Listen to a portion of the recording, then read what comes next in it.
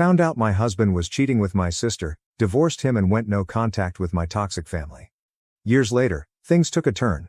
Married to my husband Ryan, 32 male, for 6 years. We have a really strong relationship, I would say. The usual couple drama through our years, but we have grown from it and have a loving relationship. All was well until about 8 months ago when my sister, Star, 28 female, moved back to our hometown after living in Florida since she was 18. Her long-term boyfriend dumped her and moved to a new city, leaving her destitute. The circumstances behind their breakup are still largely unknown. When my sister returned, she told us that he had been cheating with men. I didn't really know him that well, but that sounded far-fetched. I only met the guy 3 times, as my sister would only come home for Christmas and usually only stay for 3 to 4 days. He accompanied her twice during their 5 years together. The other time I met him was when my husband and I visited them for a day during our vacation 3 years ago. He just didn't strike me as the guy who would have a double life and just leave Star with nothing. I tried to reach out to him once but found I was blocked, so I just let it go. Star moved back in with my parents, Gina, 55 female, and Jimmy, 56 male, for the first month she was here. She struggled to find work, so I suggested that maybe Ryan could help her out. He is a higher up at his company and figured he would have some pull. He did, and she was able to get a position in his department. This is a job in her field. For some background, my sister and I have never been very close. She is the golden child, at least to our mom, and our dad is spineless when it comes to our mom. It's not super obvious, just a million little things. For example, we both got cars when we turned 16, but I got an 8-year-old Dodge Neon, and she got a 2-year-old Mitsubishi Eclipse. Her dance practices, outfits, and competitions cost thousands of dollars over the years. Some of those competitions were 6 or 7 hours away, and they never batted an eye. Meanwhile, when I would ask for $50 for a volleyball or basketball camp at the local college in our town, they would give it to me, but you would have thought I was asking them to build me my own arena. What pissed me off the most was when I was 17. I was out with my boyfriend, lost track of time, and was 15 minutes past curfew. They took my car for a whole month for that. Then, when my sister came home 2 hours late and smelled like pot the next year, she just got a stern talking to. I wasn't exactly sad when she left for college and decided to stay in Florida. Despite all of that, she began spending more and more time at our house, which at first I thought was nice, as maybe she was making the effort to be closer to me. Then I started to notice that she and Ryan were getting rather familiar with each other. They would talk about seemingly anything at length. They started having their own inside jokes. If I tried to include myself, they would say, "Just a work thing." When I asked my husband about it, he just said they had a lot in common and were working on several projects together at work. The first real red flag was that, after about a month of this, she would be at our house when I got home from work. Ryan and I have different work schedules. While he has a traditional 8 to 4:30 workday, I work 10 to 7. This was pretty often. When I asked about it, I always got, "We had some work stuff to do." 2 months ago, I noticed something that had me questioning my own sanity. I make the bed every day before I leave for work. I always make it so the open side of the pillowcase is toward the edge of the bed. Star was over that day. When I got home, she ate with us, then went back to my parents' house. As we got in bed, I noticed 2 of the pillows had the cases in toward the middle. I asked my husband if he had been in bed today. He looked a little shook but said no. "Why do you ask?" I said. "The bed's not the same as I made it this morning." He told me I must have been mistaken then because no one was in the bed. I looked through his phone and laptop without his knowing and found nothing. Then again, they worked together 8 hours a day, 5 days a week, then hung out after work. Why would they need to text? I felt like I was losing my mind. 2 weeks ago, my parents invited us over for dinner. It was going fine until I saw something. Ryan was simply walking by, and Star lightly grabbed his arm. He turned to her, and she whispered something, and they touched foreheads together. It was only a second. Ryan jolted up and kept walking. Star then just kind of looked at me, smiled, and went back to what she was doing. I'm not an idiot. I know this is a mountain of red flags. I just don't want to believe it. I have been in love with my husband since I was 21 years old. I planned a weekend getaway to the city. I was going to ask him about things there. I really hoped it wasn't what I was thinking. Update: you are all right, and my world is destroyed. We went on our weekend adventure. It was a nice Friday night. We had drinks, we danced, we were intimate. The next day, we had more planned, and I almost didn't say anything.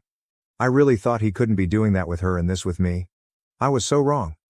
We were almost ready to start our Saturday, and I point blank asked him if he was having an affair with my sister. He teared up and said yes, he was. My heart crushed. I asked him why. He said he was sorry. He didn't mean for this to happen. They just clicked, and before he knew it, they were kissing, then more. I asked if he had been sleeping with her in our bed before I got home from work. He just turned his head in shame. I left at that point. I had nothing with me but my purse, and I drove home without him. He got an Uber and arrived a few hours later with my other things. He tried to apologize, but I didn't acknowledge him. Through my tears, he packed a bag and left for a hotel. The next day, I told my parents. They already knew. They said they were sorry about what happened and told me Star had left last night and might not be back for a few days.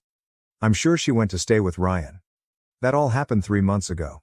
Our divorce is almost final. Ryan found an apartment to rent right away, and Star moved in with him. I am only contacting him in regard to our divorce. He initially said I could just have the house and the savings. I think this was guilt talking. Then, after a few days, he said that we would have to split the house. I know this was Star in his ear. I had already moved everything out of the savings into a new account, so there was no fight there. Just like that, 9 years of my life were gone. He has no idea what he is getting himself into. She is a narcissist and will throw him away eventually. Star has been exceedingly cruel during all of this. A few days after I found out, she tagged me in a Facebook post. It was a selfie of her and him, with him giving her a kiss on the cheek from behind. The caption read, "Feeling loved." It was disgusting. I logged out of my account and deleted the app off my phone. She texted me about an hour later, saying, "Sorry, sis. Didn't mean to tag you. No hard feelings. I hope we can still be close. You'll meet your soulmate someday too." I blocked her. I blocked her on everything I could think of. My parents haven't been any better. They pretended to be sympathetic in the beginning. When I told them I was going no contact with Star and Ryan, my mother looked at me and said, "I'm sorry this happened. It shouldn't have happened this way, but your sister deserves to be happy too. You'll meet someone and then we can put this all behind us."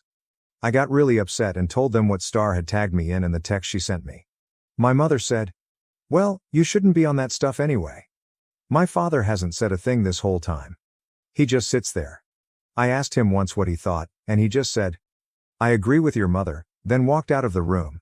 I am going full no contact with them as well. The house will sell soon, and I'm moving to a different state. I am not telling any of my family where or when.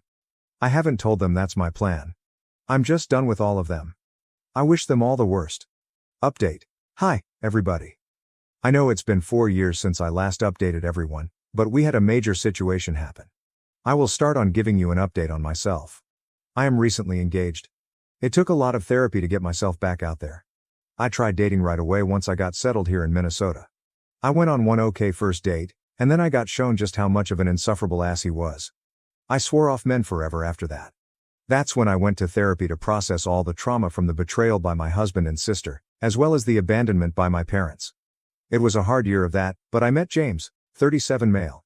Yes, he has the same first name as my dad. LOL, but James is wonderful. He's a chef.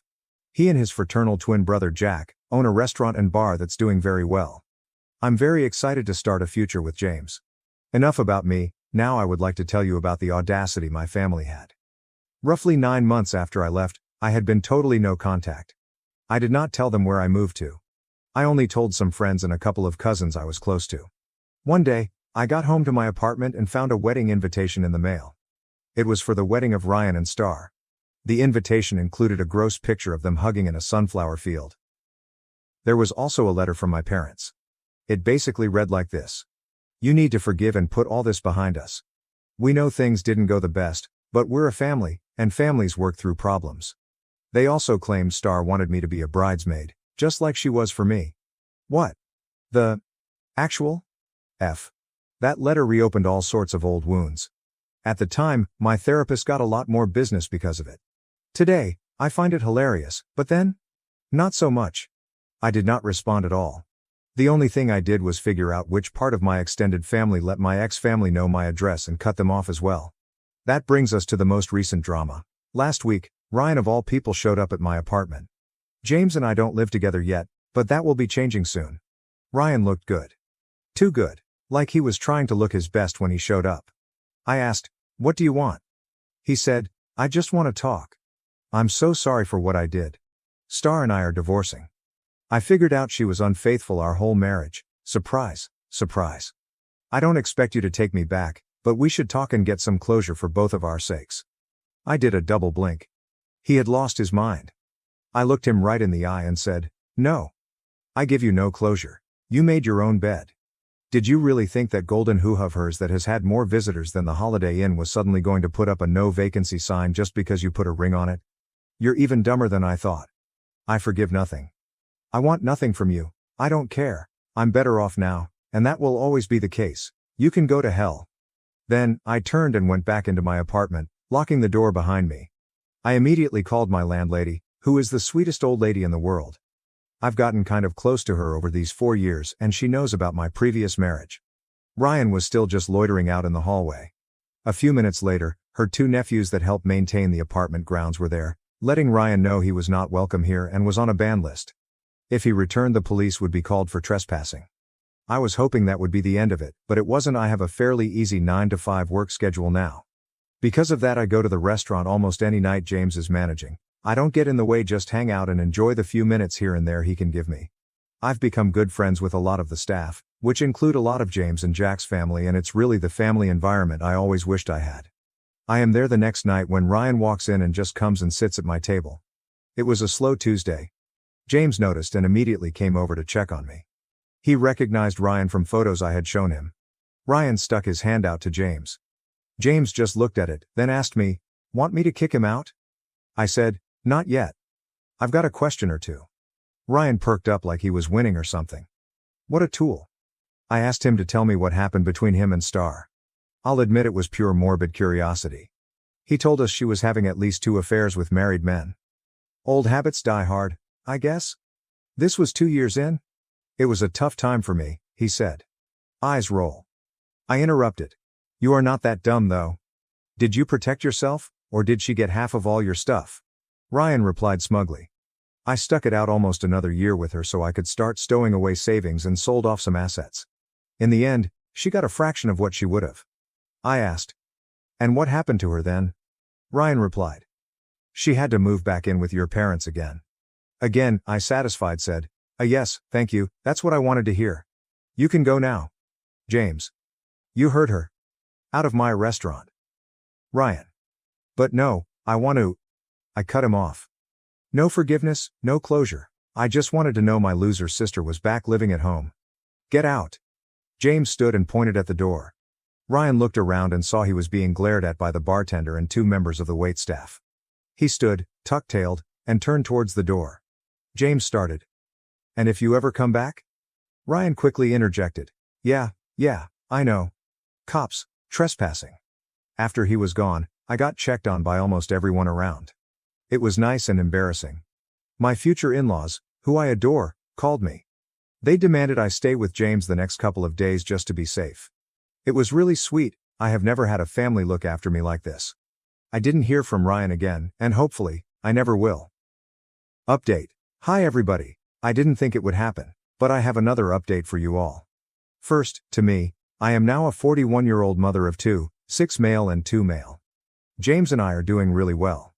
I now work as a part-time office manager for the restaurants and a semi-SAHM.